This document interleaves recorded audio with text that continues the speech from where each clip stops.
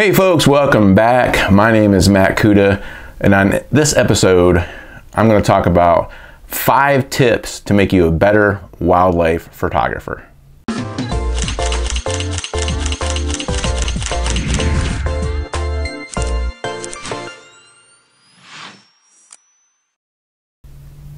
So in this episode, we're going to talk about 5 tips, but the reality is I could give you 50 tips. And I hopefully will over the years. But this is not an exhaustive list. This is a list of things that can be immediately beneficial to you as a photographer.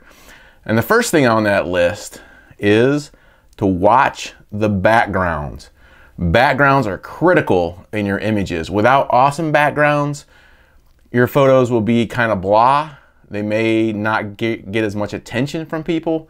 Backgrounds are absolutely critical. They focus attention on the subject, and they give you sometimes even an enhancement to your subject. In this first photograph, as you can see, what we're looking at here is a green heron.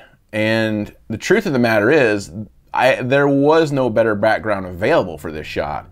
But what you'll notice is that in the background is a lot of sticks and clutter and various things going, looks like it's going through his body and so on and so forth. She is literally right over her nest at this point. That's where they nest, okay? Is it still a good shot? Okay, it is what I call a good shot. But to make it a great shot, we need that awesome background. So in this next image, you'll see of a red-winged blackbird, we have a clean, crisp background, beautiful gradient, bluish sky coming down into that green foliage, giving you a nice gradient. We've got the subject singing her heart out here, and it just makes for a much more compelling image. Backgrounds are essential. The second thing you should do, get close to your subject. I can't emphasize this enough. Not only is it part of my regular photography experience when I go out into the bush, the truth of the matter is, it is a style of my photography. I like to be in the face of whatever I'm photographing as long as they will accept me as being there. And you'll notice in this image, a young bluebird, eastern bluebird, in the nest. Without that macro lens on, that 100mm macro lens giving me this type of image, I would not have the impact. It would not have the excitement that this generates. This generates emotion. It generates, wow, look at this tiny bird. It's just dying for food from its mother. And look at the details in the image. It just gives you impact. There's nothing else cluttering up the image. The subject is here. We know what the subject is, and there's no ambiguity. When you leave a lot of space around your subject, it causes the viewer's eyes to wander around the image, and they can't really focus on a subject. Here we know what the subject is. It's front and center. It's very easy to see. In the next image, we have this picture of this beautiful owl. This happens to be an Eastern Eurasian eagle owl, excuse me. And again, it's all about impact. It's about a non-cluttered background, as we just talked about. The impact of this image, the closeness, we feel intimacy with this owl. This owl is now so close to us that we could reach out and touch him. At least that's how we feel, right? And I can't emphasize that enough. Now, one thing I want to say about this before we leave this topic is impact can be an environment.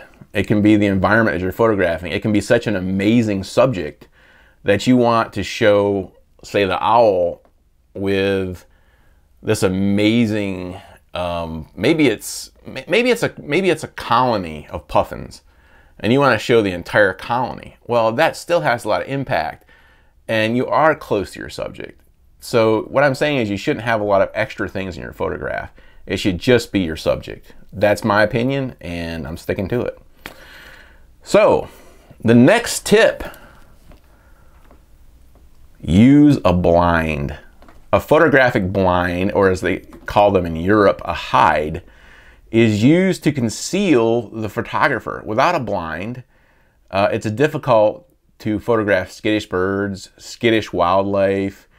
It is an essential tool. Do you always have to use it? No. But if you learn to use your blind effectively, I can take photographs of birds in my backyard, for example, at literally, within 10 feet from my blind, and they have no idea that I'm there. And so I highly recommend a blind. In the wild, they're useful during the deer rut, white-tailed deer rut here in North Carolina. I will often use a blind out in the field. I'll set up early in the morning and on a well-known path, for example, a game trail, if you will, and I will photograph them and they have no idea that I'm there. So blinds, essential. Number 4, a faster shutter speed. You need a faster shutter speed. It can vary by subject, but I guarantee you, I get so many people that have emailed me over the years saying, Matt, what is wrong with my photograph? Why is this photograph blurry? And probably 7 times out of 10, it's because they didn't use a fast enough shutter speed. Guys, when you're photographing a bird in flight or you're photographing a deer running, 1/250th, 1/500th of a second, it's not going to cut it. When I go out in the field, I'm starting at 1/1000th of a second because I know there's going to be action. If it's a stationary subject and you're in a low light situation, yes, you can drop your shutter speed down, but try to use the higher shutter speeds first to guarantee that you're going to get that shot right off the bat, and then move down and start getting better ISOs so you can have better image quality.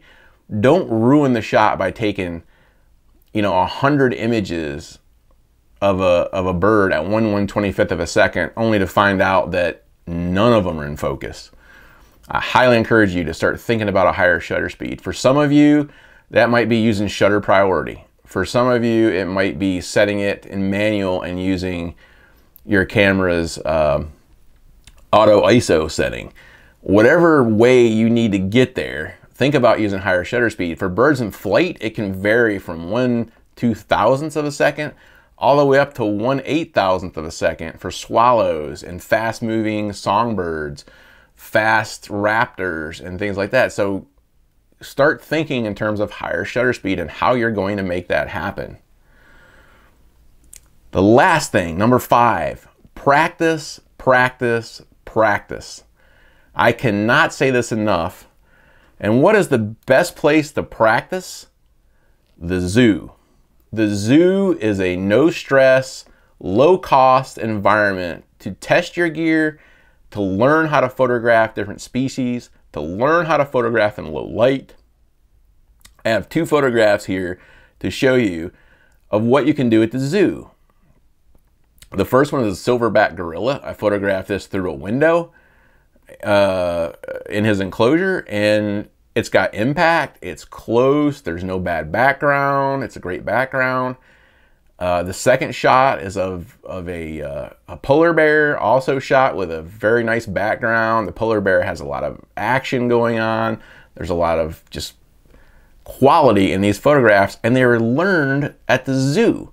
So when I go to Alaska in a few years, I don't have to sit there and think, how do I make my camera work? Okay, I'm in a low light scenario. What do I need to do? I'm panicking. No need to panic because you've already been to the zoo 6 times and have learned your camera, have learned your gear, and now you're ready to take on some real, in the wild, hard to photograph animals. And so there's not going to be that fear of your gear getting in the way. You must practice. That is absolutely the best advice I can give you. If you get nothing else out of these 5 tips, that one's the most important. Thanks for watching. Make it a great day and get out there and enjoy nature. Bye-bye.